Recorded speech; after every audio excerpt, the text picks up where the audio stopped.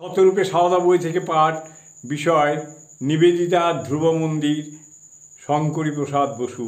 পরবর্তী অংশ। কীভাবে নিবেদিতা তা বুঝেছিলেন তা দুর্জ্ঞেয়, কিন্তু তার বোধের প্রমাণ প্রথমাবধি পাই তার পত্রাবলী থেকে। অথচ ভুল বুঝবার কারণ ছিল প্রচুর।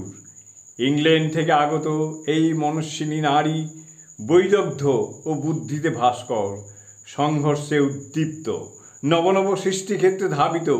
ইনি কি পেতে পারেন সারদা দেবীর কাছ থেকে, যিনি লৌকিক অর্থে অশিক্ষিতা, হয়তো পড়তে পারেন কিন্তু লিখতে পারেন না, অপরোধ বাসিনী, সদা অবগুণ্ঠিতা, বহির্জীবন বলতে কিছু নেই, বৃহত্তর পৃথিবীর সমস্যা নিয়ে ব্যস্ত নন। কেন মুহূর্তে নিবেদিতার বিজিত হলেন?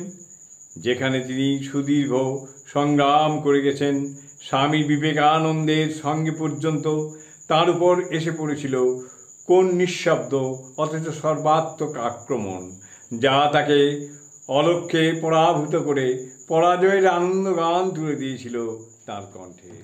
জয়।